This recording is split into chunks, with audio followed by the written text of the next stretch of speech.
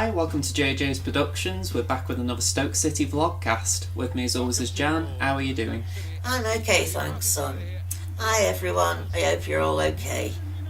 So, we didn't have a good result last night. Well, the first 3 words I wrote are, what a shambles. No, words fail me. I was going to say, I think that is actually quite a good summary. Shall we leave that there, folks? Yes. But yeah, I'll admit, that first... I could actually say the first half, but, you know, I think you could even extend it a little bit when you take into the 2 red cards into account, but the first 60 minutes of the game were absolutely diabolical. They were chronic. They were... Not one of them knew what to do. You know what the worst sin of it all is, right? I actually read on Twitter at half time that someone saying this is the worst half of the season so far, and I couldn't help but think, I don't think it is. No, we've had a worse one than that. I mean, Leeds popped into my head straight away. Yeah. There was one when the Stoke radio commentators were that bored. They were on about McDonald's and KFC. I mean, I can't remember if that was Shrewsbury away or if that was Bristol City at home, or if we were talking about Wigan at home. You know, Yeah. there've been that many poor games. Any of them. You know, so for me, this was just one in a catalogue of very poor games. You know, and it's like I wasn't going into the game with optimism. I don't know about you, but Well, I thought we'd come out with at least 2-1. You know, I thought it's Swansea. Okay, Swansea are a good little team and that, but I thought after the Blackburn game, we got our heads together and I thought it was going to carry on. And what a difference between last night and Saturday. I think Nathan Jones has to cop some blame here, and I've already seen people saying, "Oh, you know, not me, but to other people, you know, oh, you're blaming the manager. Oh, you know, one bad result and suddenly it's all gone away." And it's nothing like that. But you can't equally, you can't just ignore the fact that he made some silly choices. Yeah, yes, you know, he did. I mean, what is actually baffling me right now is I don't know if Maurice Bauer is fit, injured, or out of favour. And I'm saying that because he wasn't on the bench.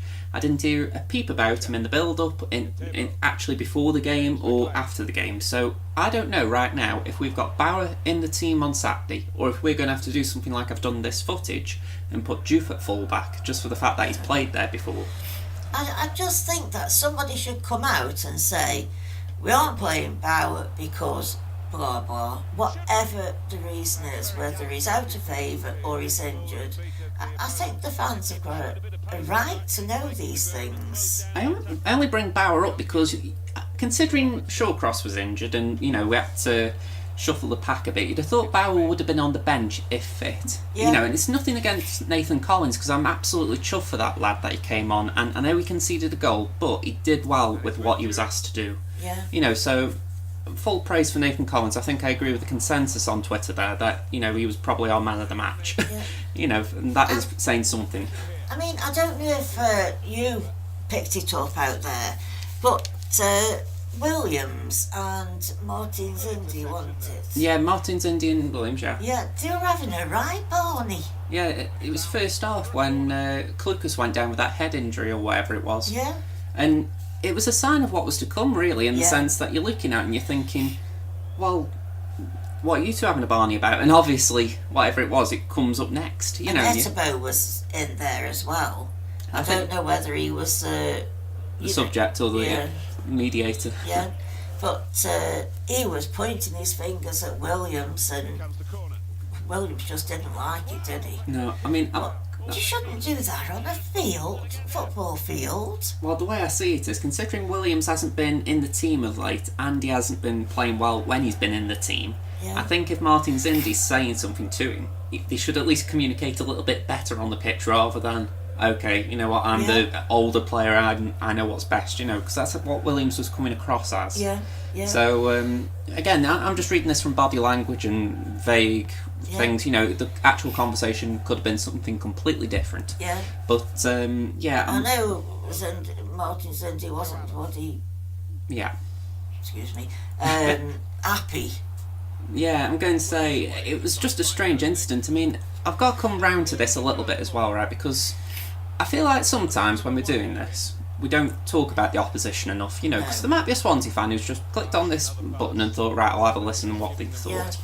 And to be honest, I was actually impressed with Swansea as a team to an extent, but I think you take Dan James out of that team, I think they've got a bit of a problem on their hands, because, you know, he's literally their bright spark, and you think, take him out, and what team are they? Yeah. I mean, the fact that he got 2 of our players sent off is a sign of how good he was, let alone the goal we scored. I thought that was a cracking goal. Yeah. So, you know, I wouldn't be too surprised if Premier League clubs aren't sniffing next season, whether it be Leeds again if they get promoted, or someone even higher up the food chain. I don't think he'll be at Swansea next season, that's a certain fact. How they've been selling players off, I will be surprised if they keep them. But can't take anything away from Swansea last night. From the first whistle of the match, they took control. Yeah. And they made us look like an amateur team. Yeah, I mean, Etebo's been fantastic of late, yet he looked like a headless chicken, and again, I think that's just credit to Swansea's midfield as well, that when they were asked to do something, they were actually doing it well. Yeah. So, we are talking, but I am still at a loss to explain some of it, and I can only go back to Nathan Jones's team selection, because I'm looking at it from kick-off and thinking, why have we put 2 strikers on the pitch, but one of them is playing right wing? And then also thinking, why have we got 3 pretty similar midfielders in the middle of the park, rather than having someone like a Bojan who can play just behind the front man? You know, it felt like we were isolating Sam Vokes all match. Yeah. You know, we needed someone up there with him, and we just didn't offer it. Him properly. I mean, when I saw the team lineup, I don't know about yourself, but I was hoping it was Klukas on right wing, Vokes and Afobe as a front 2, and that, you know, like a more traditional 4-4-2, and we just didn't even go close to it. No, we didn't. I mean, Afobe, wherever he was playing, I think he just pleased himself. I actually felt a bit sorry for him, because I did. I think if a manager puts you out that far out of position, because I don't think I've ever known Afobe, you know, at any club to have played right wing. No. So for him to be asked to play there, you know, during his time on the pitch pretty much, I think the manager needs to cop some blame there and say, you know what, I was trying something, it was a bad idea, we'll move on. Yeah. Because, you know, I think the fans respect that when they say, you know what, I was trying something, there isn't too much to worry about, you know, we aren't going to get relegated, we aren't going to get promoted, so let's just try a few things. Yeah. But it's the fact that it doesn't seem like he's going to come out with that concerns me, because it does seem like, as someone has said, I can't remember who it was on Twitter, but they said Tony Pulis would have been proud of the square pegs and round holes last night. You know, the fact that we've got midfielders playing at full-back, and you've got strikers playing on wings, and centre-halves who are in the mid to late 30s playing at full-back. You know, it's... I know some of those were... It didn't look right though, did it? I don't know how you feel out there, folks, and... You know, you either watched it on television or you went to the match, whichever, or listened on the radio. It just didn't look right. And you think to yourself, what's he playing at now? You know, and okay, I know he wants to change things, but whatever he did last night with that team selection, he didn't do it right. So, I mean, I keep going back to Twitter because I always like to try and find other people's opinions, and someone else actually did sum up a view I'd had, which is second half at Blackburn, we didn't really have control of that game. We kept the clean sheet, obviously, but we didn't keep control. Yet the starting 11 was the team that ended the game at Blackburn, so you'd think, knowing that that team didn't end a match strongly, he would have changed from it, but instead he kept that 11. Yeah, I just didn't understand it one little bit. And I think he left Vokes on far too long. The lad was knackered when he came off. I was watching him, you know, why others had got the ball. I was just watching him, and he was absolutely shattered. I mean, the worrying thing is, I didn't think he ran a lot. No. So I can only assume he's not fit still. No. I think they just shoved him on. Yeah. And thought, do your best. But they left him on far too long. I mean, I remember when Martin's Indian Edwards got sent off, I was sort of expecting Collins to come on because I thought we need a defender on, so someone's got to come on there. But I was also thinking to myself, Juice should come on for at least Vokes, just to try and maybe offer option out wide, you know, because like I've done in the game, I thought that even if he doesn't play a traditional right back role, he could play a right wing back sort of role and, you know, at least offer cover out on that side. But when he came on, it was to replace Vokes, wasn't it, and to play up front, and you're thinking, well, what's Juve going to do up there? You know, he hasn't done it a lot this season, so it was a bit frustrating to see that. Well, I don't comment on Juve at all, as you know, because I just don't rate him. Come on, though. What were you saying in them last 10 minutes? I did honestly say, I've got a feeling Juve will score.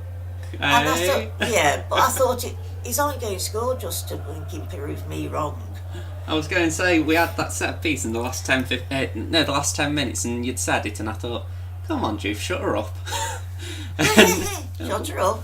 Well, you know, we're on what now? Episode 47, is it? And I think to myself, I don't think Juve's had one good word, so I was acting like his little cheerleader again. Come on. But no, not to be. So, well, I think the least said about last night is the better, don't you, Wolfie? Oh, I think we spent 10 minutes too long on it, but like that. Shall I do my stats? Yeah, let's get on to Rotherham. Rotherham. At all. They've won 8, drawn 15, and lost 17, and they're currently in 22nd place. Am I right? Sorry to interrupt for thinking they've got the same number of draws as us. I haven't got the figures in front of me.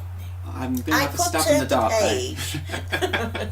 I'm pretty sure we're on 15 draws because I remember the thing, we're the draw kings in the league. So just talk among yourselves, folks. Josh wants an answer, so I will try and provide the answer for him. Okay, so we have drawn 18. Wow, we're on 18 now, are we? Yes. I must have missed a few draws in that consecutive run of them. And they've drawn 15, but they've lost 17. Come on, Rotherham, you got a bit of catching up to. But they play tonight, so I don't know what'll happen with them. Stoke are currently in 15th. Their top scorer is, here we go, Sammy Adjui. Oh, okay. Adjui. Let's have a look. Come on. That's you. Oh, Semi Shavi. Right. You're going to say defender / midfielder, so that is quite a bad sign. Well, he's got 8. And then the only other one is Will Vokes, is it Vokes? Yeah. On 6. Yellow cards, they've got 63, and they've got 3 red. So we're beating him on that count. We got 4 after last night. We doubled the tally. Oh, isn't that wonderful? Yeah. But going ahead to the match on Saturday, Rotherham, and I can honestly say I don't know one Rotherham player, and I apologise for not knowing any, but I promise next season I will really swat up on all this. I'll put it like this: Sami Ajayi, I remember him in the the reverse fixture at Rotherham, and he did impress me. I think he was playing centre half that day, and he impressed me to the point that I thought if we were looking for a centre half in January, which we were, and we got Bart, but if we had sort of been struggling, I would have thought he could do a job. So I think I have heard he's playing in midfield a bit more now. Yeah. But I still think to myself that's an option, if you're looking for someone, because if anything, he might have better legs than some of our midfielders. So I'll definitely be keeping an eye on him during the match, as far as if he does well, if he has an AF game, Well, funny you've just mentioned legs. I had a conversation with you the other night, didn't I, about footballers' legs? We ended up saying how Hazard. That was it, Hazard, yeah. I think he's got footballers' legs. And I know it sounds daft. We were sort of describing it in the sense that the likes of Shaqiri and Ronaldo haven't really got them because they're a bit too muscular, whereas you got the likes of Peter Crouch who on the other end are a bit unmuscular, non-muscular. But so, Hazard had just got to me anyway, the right proportion in footballers' legs. Yeah. I've got a thing with legs. But when we played them in September, we had a 2-2 draw, and our scorers were Bojan and Ince. Yeah. So Whether they'll be playing or not on Saturday, I don't know, but we could do with them having a repeat performance. At the moment, I'm at a bit of a loss to understand why Bojan has gone back out of the team. Now, I know that it might be a case of we've had 2 away games, so let's just take him out for that reason. But I was saying that he did play in the Blackburn game, so take that last bit back. But what I'm thinking is, it feels like last night wouldn't have been a bad game to play him. You know, he's done all right at Swansea in the past. Didn't he? Yeah. Well, he had a knock. He wasn't injured. He had a knock, didn't he? The only reason I'm sort of with not giving that some credit is the fact that he was on the bench. If he hadn't been on the bench, I'd have thought, you know what, fair enough. But the fact he was on the bench, they obviously thought if we need him, he's there.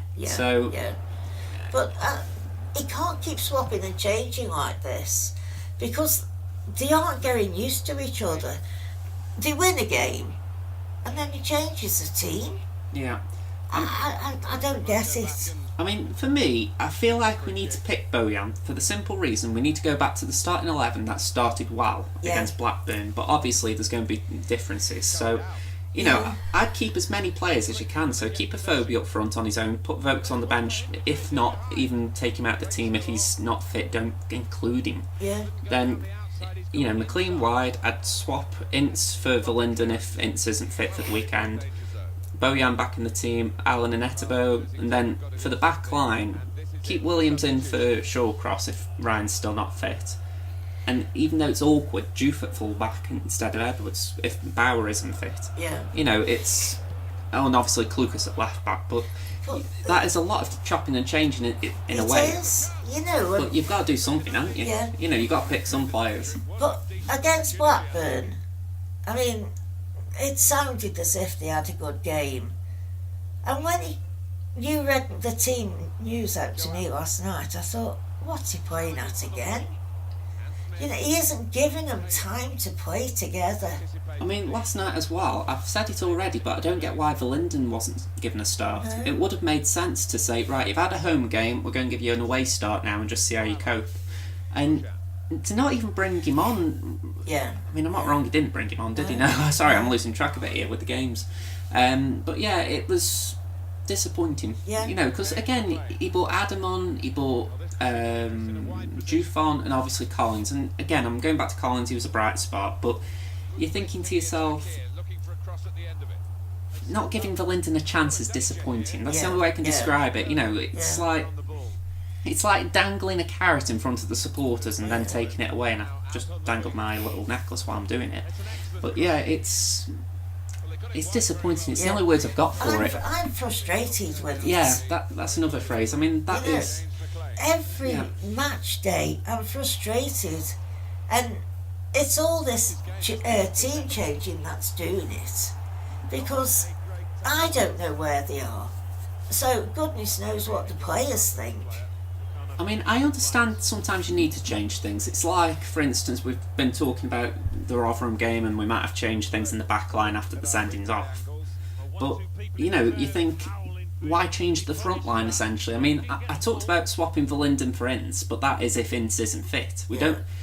I mean, we haven't even had updates on their injuries. You know, we just assumed they wouldn't be fit, which they weren't. But you think, come on, can we have a little update this time saying, all right, Ince will be out for a couple of days, a couple of weeks, a couple of months, same with the other two. Yeah. You know, but we haven't had any updates. Nothing. I mean, what's up with Ryan? I mean, that just stinks of irony that, you know, he just says he's the fittest he's ever been and then misses a game. I couldn't believe it when he went and, you know... He must be thinking the same, sorry. You know, I'm not being cruel on him, but he must be thinking to himself, why did I say that? I know, I very thank God I put the mockers on myself there. But, as I say, I'm just frustrated, folks, and you can probably tell with my voice because I've just got nothing to be enlightened about. It is disappointing. I mean, I'm trying not to override you when we're having these discussions, but I am getting frustrated myself because, you know, I can see the positives at times, yet last night there was just not any positives. No. You know, it's so frustrating because you go there and you think, right, if we just sit and defend like we have recently, not necessarily defending, you know, 2 banks of 4 on the 6-yard box, but, you know, just defend reasonably well. Then we've got a chance, but we didn't even do the basics well last night. Well, I always say 15, 18 minutes and then Stoke start to wake up. And I thought, right, they've had the 15 minutes and then they'd had the 18 minutes and it just got worse. It didn't even get better. And I know we're carrying on about the game last night, but it's like we got the goal back with McLean. For the record, James, that was a good goal. You know, well done for you for that. Because when you took the shot, I didn't think it was going to go in. And I thought to myself, right, Jones has now got a goal that we can sort of work on, you know, and he can make changes at half time. But it's as if he just sent him out and said, do the same thing.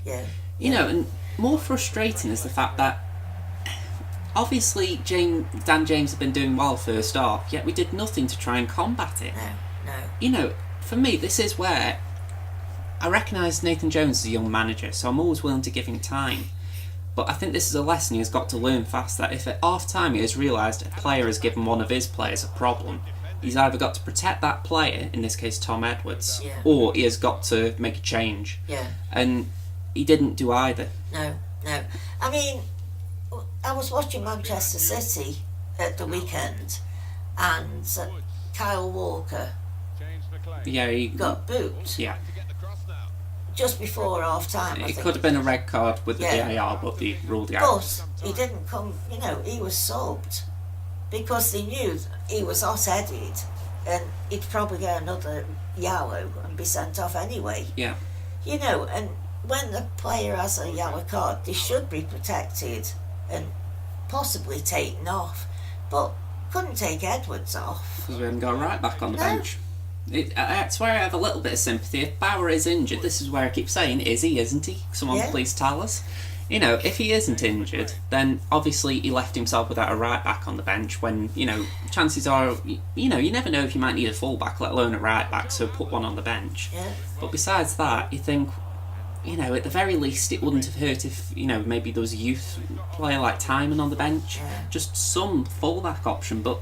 I mean, I know it sounds as if we're talking about last night's match, but it's just the scenarios that we're talking about, not the match itself. You know, and is he going to do the same against Rotherham? I mean, with Rotherham, the problem is he's down 2 players, so not to mention the injuries, so he's probably going to have interesting team selections just for the fact that he's got to, you know, sort of make do with what he's got essentially.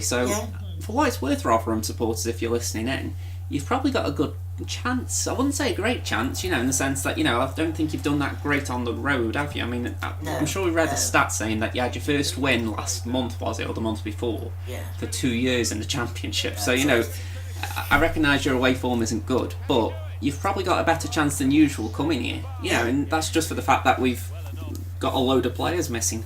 But apart from anything else, if they watched us play last night, they must think, we can take them. All you got to do is press us. You know, I mean, that was sort of what was happening in the first half. Etterboa would get the ball, and he'd probably have 2 or 3 around him before he'd even had a chance to release the pass, so he had to play a quick pass, and he'd misplay it. You know, it's...